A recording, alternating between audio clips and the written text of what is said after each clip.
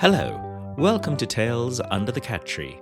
My name is Dileepu Jayawardena, better known as Dupes. In this podcast, we'll explore the wonderful worlds created by words on paper, from technology and the future to fiction and other realms.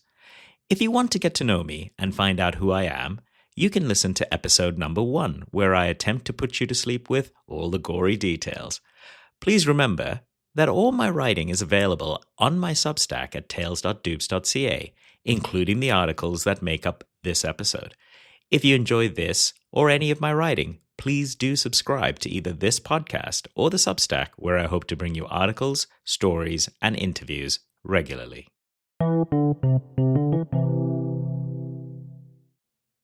This is episode 5 for the first week of June 2025.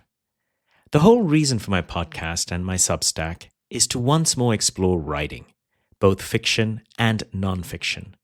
However, since I left high school and until last year, I had put creative writing to the side, unless it was to create campaigns for Dungeons & Dragons, which I still play today. When I was in high school, I was always writing, in school and outside school. Sadly, in my family's many moves, most of that has been lost. When I was 8, living in Port Moresby, Papua New Guinea, I distinctly remember writing a 20-chapter Famous Five novel of my own. I was very much into Enid Blyton and especially the Famous Five back then. Last year, on a visit to my now 85-year-old mother, she handed me several file folders. They contained, to my horror, all of my report cards from every school and class, and then some other curiosities.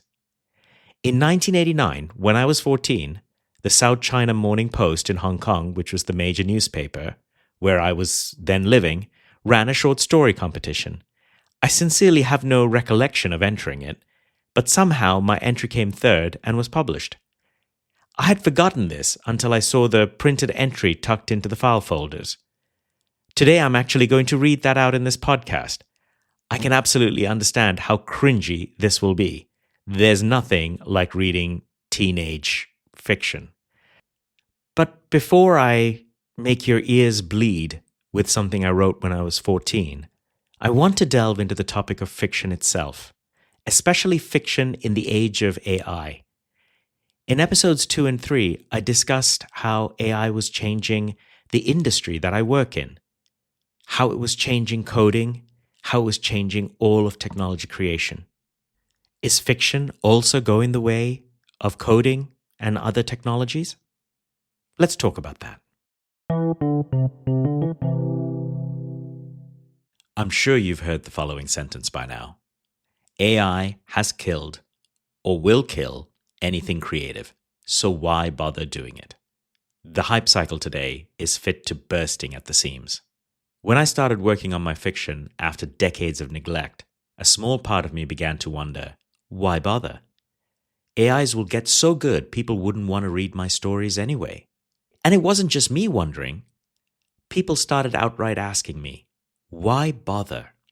Today's generative AI models such as ChatGPT, Claude, and Gemini have sucked up much of the world's literature. If you can imagine a giant gelatinous cube running roughshod over libraries, I think you get the picture.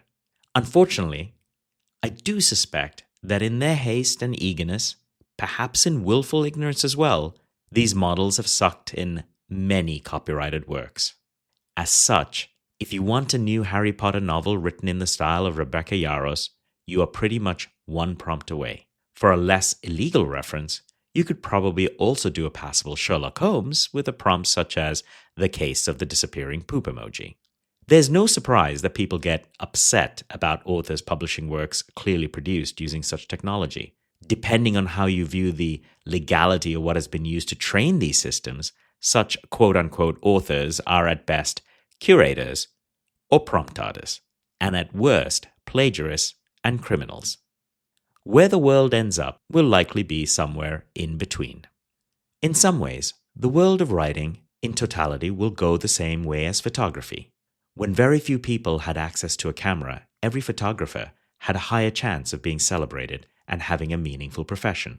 When everyone in the world can create thousands of good-looking photographs, to have a profession means you have to rise to the top, and your photographs must really tell stories that matter. If everyone can write a novel without the hard work, then the core of the novel, its creativity, its cultural resonance, and its ability to drive new ways of thinking will matter even more.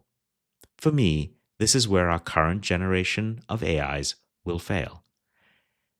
These systems cannot do true storytelling. Unless they actually achieve true physical and emotional sentience, they will never do so. Our species has conquered this planet and beyond through our abilities to tell stories. We create mental models of everything around us, our lives, our environment, our people. We use those models to construct vivid possibilities into which we pour effort and creativity. We use the mediums at our disposal, whether that be clay tablets, architecture, papyrus, or computers, to convey those stories to drive each other. The better the story, the more likely to survive, the more likely to drive us to action.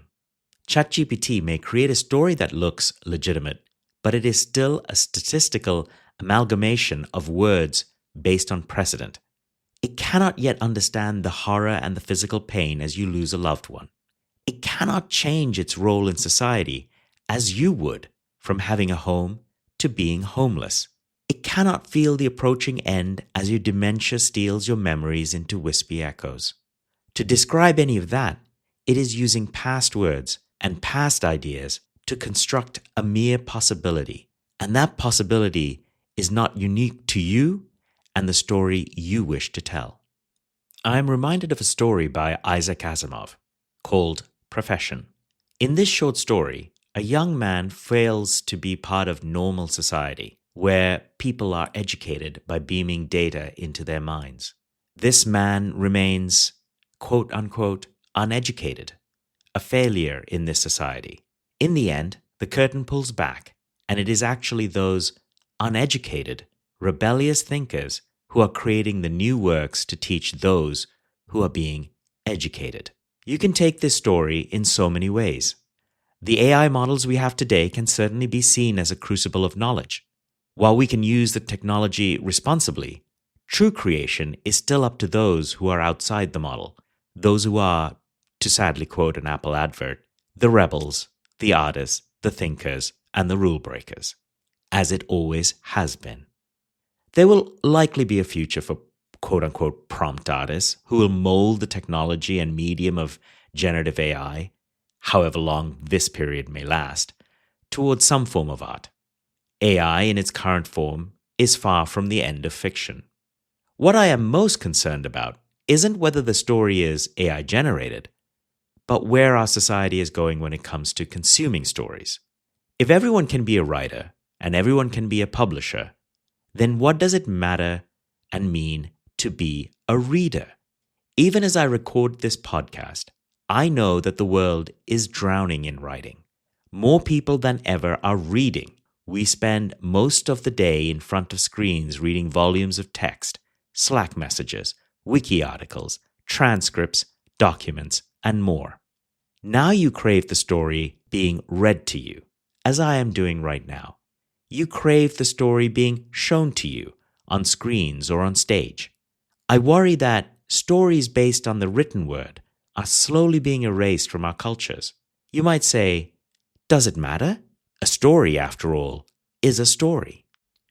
For me, the written word is a very different beast from what you see or hear.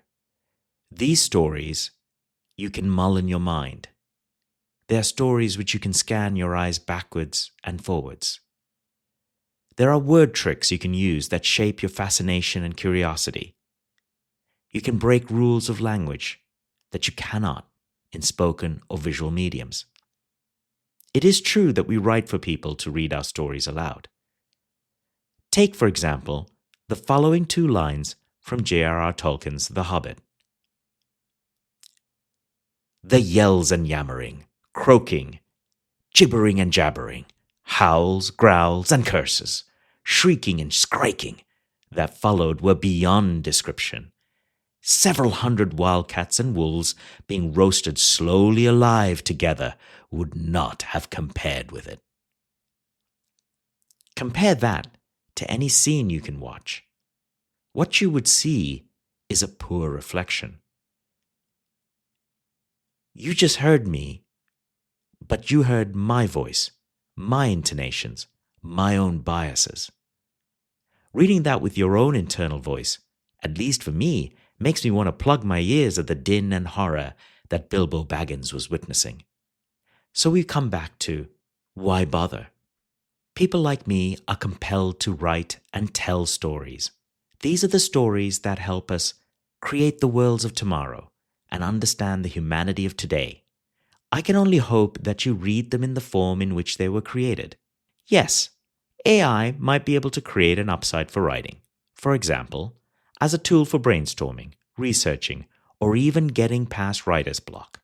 In the hands of a careful prompt artist, such writing might even meet some measure of success. However, when it comes to our human existence, locked in our little heads, carried by our frail and limited physical frames, these new stories we as humans create based on that existence, and hopefully stories that you will one day read, these are the stories that will carry the seeds of our future, our past, our hopes, our fears, and the beauty of sheer imperfection.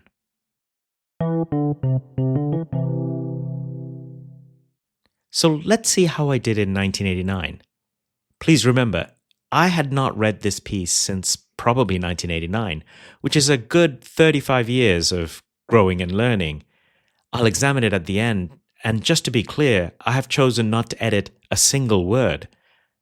The theme of the contest was the nervous 90s, the decade that was about to dawn. I can understand, perhaps, why this was chosen based on its content, but whether you would call this fiction is up for debate.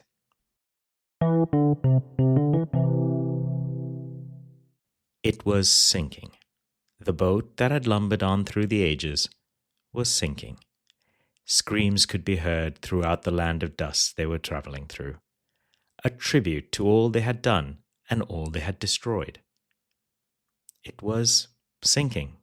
One by one they died, dropping to the ground like raindrops, slowly, ceaseless, until they hit the ground where they shattered. Starvation and disease had set in. Those on the top deck, dressed in the finest clothes, ignored the cries and wails of those below, and the energy of those below was drained so that they could live. These people died, choked, by their own selfishness. The boat was sinking. They were ready to watch their world die. Even though it was sinking, the boat lumbered on through the last of the 80s to a time when its cargo had its last chance of salvation. The 90s was an awesome whirlpool, dark, black, mysterious, but always changing. They were afraid. They were nervous. Could they get through such a thing? Those on top deck ignored it as much as possible, but they too felt a tinge of nervousness in the back of their minds. The animals and people below prayed for their lives. The boat lumbered on, and towards the nervous 90s. Why were they nervous? Why indeed are the people of Earth nervous? Could it be that we are afraid taxi drivers could take over the world in the 90s? Or maybe that there will be a war controlled by the likes of Hitler? All of these are possible, though a bit improbable. But certainly we feel hope and fear of what can happen when we think of the 90s. As in all cases, the judge, which is time, and the jury, which is Earth, are faced with three possible verdicts at the end of the 90s: guilty, not guilty, or postponed.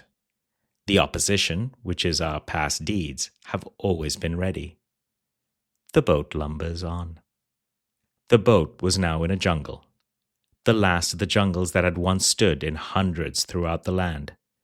By now all could see the men with electric power saws biting into the wood, cutting right into its veins, until finally it fell, bowing to the demons that had conquered it shamelessly. What could happen in the 90s? Right now, the last great rainforest which provides the whole planet with the air we breathe is being destroyed by people, slaves to money. Slowly, the animals walk away, their homes destroyed. Then, stopping suddenly, they look ahead. The people turn and look, curious.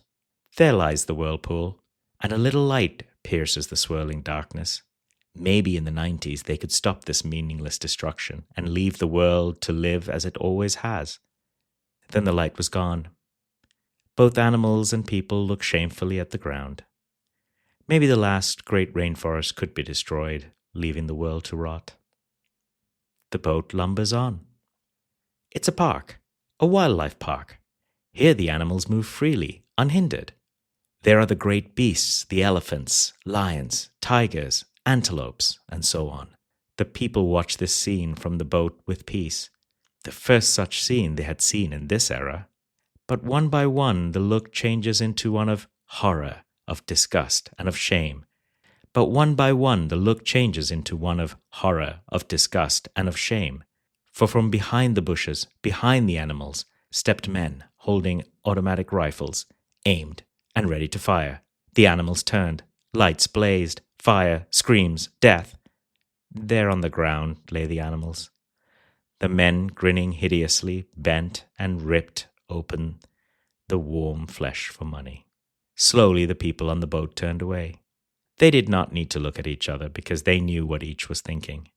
The whirlpool became darker, and the people knew the opposite could also happen however hard they wished. The hunters could kill and kill, slowly killing off vast numbers of animals with dying screams becoming the only sound of nature when no bird whistled, no elephant trumpeted, no tiger roared, until the earth was void of all beautiful life. Only ugly, selfish humans, still unheeding. The scream was left behind, and only the sound of people and animals silently weeping could be heard. The boat lumbers on. Acrid grey, heavy fumes covered the boat as it sped along, and the watchers looked out into the greyness that equaled pitch blackness. But through it the watchers began to see slowly the dirty chimney of a factory, and another, and until the banks of the river were filled with factories and their chimneys, all of them belching out the grey fumes. Many of the watchers are too sad to cough and become sick. They are weary. All the plants nearby drooped and were almost dead. The water did not have any fish. Only a grey, half-dead snake floated on the water, its unseeing eyes fixed pitifully on the watchers. A person began to cough. Then he bent over, vomiting grey fluid, then fell and died. The watchers looked on with horror as another person acted in the same way. What could they do about this in the future? There was no hope. Soon the world would be covered in grey fumes polluting the water and the air, until most, if not all, life was choked by grey fumes. If not in the 90s, then in the next century. What hope was there? Even through the greyness, the dark whirlpool could be seen. Suddenly a man cried out in the same instant as another died, "Look! Look! On that rock! Look!" And there it was, a little something which brought a ray of clean white sunshine on the boat. There on a rock was a yellow sunflower, sheltered from the grey fumes. There was hope. This was another future, a better one which the people could bring about. Someone laughed in joy, another cried. The boat lumbered on. Suddenly the boat turned and went down a bend so fast that almost everyone was thrown off their feet. Then there were the sounds, the crashing, the whizzing sounds of bullets flying overhead. A woman screamed as she fell dead, her baby in her arms.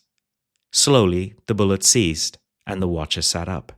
On the banks they could see lines and lines of soldiers attacking more lines of other soldiers. They were throwing bombs, killing fellow humans. One young soldier stayed out of the fighting, not understanding and frightened. And there he stayed because a man killed him from behind because he was the enemy. The watchers could see the mother and father in their mind's eye.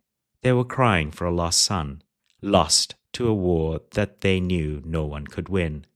But with every dead and dying soldier, the hatred grew on both sides, and they sent more sons and daughters to wield gun and bomb so they could kill other people, then die themselves, their lives becoming a statistic on a war record. Lights blazed, fire ruled the sky. The watchers knew that this particular battle would not destroy the world, not now, but in the future, in the 90s? As more sides join a war, more weapons would be used and bombs capable of destroying the world many times over. This would not be a quick death. First, They would kill and then be killed, or for people at the top who actually ran the battle. Many of the watchers knew this could be a future. It could be their future. There was no way out of this, and they collapsed in despair. A soldier shouted. Another took up the shout. Soon both sides were shouting and running at each other, their guns forgotten, bombs on the ground. The soldiers were hugging each other, sharing their food. The war was over. The people at the top had made peace. But this to the watchers did not convey much hope. The world could be destroyed before peace realized. The boat's speed increased, rushing through the river, pulled by an ever-increasing current as they neared the swirling black whirlpool. The boat lumbered on, but it was sinking. Wind slapped the watchers' faces with a hard hand. There was a smell in the air that none could recognize, a sickly, sticky, rotting smell. Slowly the water became darker and darker, blacker and blacker. The water spray was not water, it was black, black oil. As they went on, they could see a gull stuck on the water, covered in black, stinking oil, unable to fly, crying a feeble, dying sound. The watchers were reminded of Earth's fate. Fish covered in oil were flapping their fins feebly on the banks of the river. Soon the boat was moving past a tanker run aground, the crew sitting lazily on deck. The watchers knew. They knew that the spill wouldn't be cleaned up. Why? Because the people at the top would not waste their money. Nature was the only hope in this case, and that too was being destroyed. What hope lay in the future? When all possibilities are destroyed, there is nothing but the judgment of guilty, and then prepare for an end to everything we know today. The whirlpool of the 90s was looming ahead, dark and dangerous. The boat was minutes away, even seconds from entering that darkness. One would have been relieved to know that there were no more mistakes to correct in the decade of the 90s, and their nervousness might have been reduced. But no, the watchers were not relieved. They had seen only the tip of the iceberg. The watchers themselves knew more. They knew of famine in lands where rain fell no more, and now a desert lay. But along that fertile desert lay children with hungry-bodied and bloated stomachs staring at a cloudless sky of stars. An awesome beauty. But these children are unable to see the beauty. Their eyes are too weak. Over the ocean lies a land where food is half eaten, then thrown away. The watchers wondered how long such an imbalance could continue. How long could such a food supply last? They knew that famine would spread if nothing was done about it. A student closed his eyes and screamed, silently remembering a massacre unparalleled in recent history. A peaceful sit-in for more freedom had been gunned down, bloodied, and destroyed, along with many of the students and other people supporting the students. Yes, the student could remember it, and a burning hatred for a world that could take life without a second thought when the other side was being so peaceful. He knew that at least for the sake of his fellow students who had died next to him, the world had to be changed. But could it be done? But there were more problems. Problems unseen a century ago. There was an ever-increasing population hitting 5 billion in 1987, and it was still increasing as people lived longer and more were born. Food was short for more of the world. A person living in a wealthy country would think otherwise. As the population increases, they destroy much of the earth for land to live and resources, but both are running low. And again, despair set in among the watchers. 5 seconds to go. A man is struggling on the boat, struggling as a man possessed by a demon. The watchers watch in pity as he breathes its last. They know the reason, an incurable disease, AIDS, slowly killing off vast numbers of people. Not only AIDS, but many other diseases. Could they be curable in the 90s? Many people would hope so. Someone sighed. Maybe not. 4. And so the seconds tick past. None know what will happen in the 90s, and there is fear and nervousness. In Hong Kong, people fear the Chinese government, and so they run away frightened.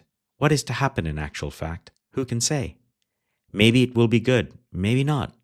But whatever it is, it should not be left to be decided by the people on the top, but by all the people, because they are the real power. Strive to make a good future, and you make a good future. It is right to be nervous. The nervous 90s is the decade when all that man has done in the past 200 years will be put to the test, and the result could be frightening. And so think the watchers as they flow towards to the beginning of the end, or the end of a bad beginning. 2. Thunder strikes. Lightning flashes. The time has come. The whirlpool is straight ahead. Darkness is light compared to this, and a sinking boat plunges into a time unparalleled. The world embraces the darkness, life-giver, the maker, and the unmaker, destroyer. The river of time flows on ceaseless, past the whirlpool.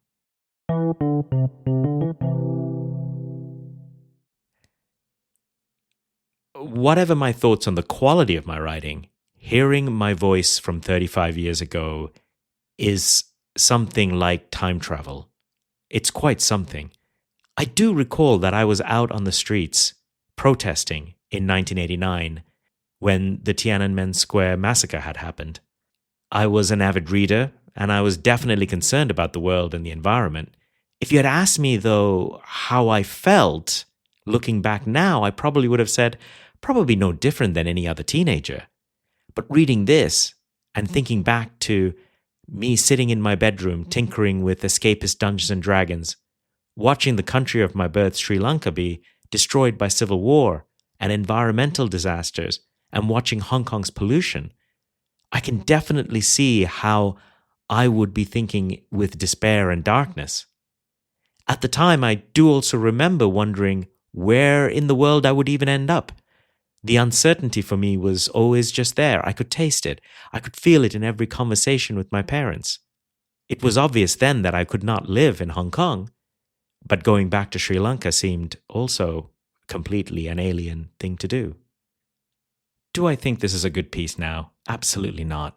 I would argue my style is very different, including the way I approach the world. If you look at this piece, there's a lot of tell, not show. There's a lot of imagery that is over the top. It's barely a piece that I would consider passable even for an English class now. On the other hand, looking at this piece from the perspective of history, it's quite a remarkable piece because it probably captures what it felt like to be living in Hong Kong just before the colony was about to be handed over to China in 1997. And I think it captures also the fears and the hopes that we have when a decade comes to an end or a century comes to an end. So in that perspective, I'm glad that I wrote it, and I'm glad that I read it.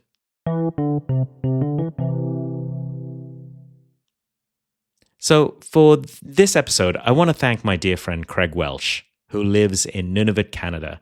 I chat with him whenever I walk my cat. It gives me a great pleasure to know that he has to listen to me while I'm walking a cat. But also, he's one of the best opinion piece writers I can think of, and someone from whom I have learned much over the years. I am curious to find out what he thinks of my 14-year-old self. A long 45 minutes conversation, however, helped me refine some of my thoughts around fiction and AI. I hope you enjoyed this piece, and if you made it to the end of my teenage fiction writing, I congratulate you. I almost did not. Please do drop me a line. Next week, I want to explore immigration and being a migrant. You can reach me through email, contact@dupes.ca, or bluesky@dupes.ca, or on my site and this post at tales.dupes.ca. Remember to subscribe so I can get to know you better and learn from you. Give your pet a cuddle and your loved ones a hug till we meet again for some tales under the cat tree.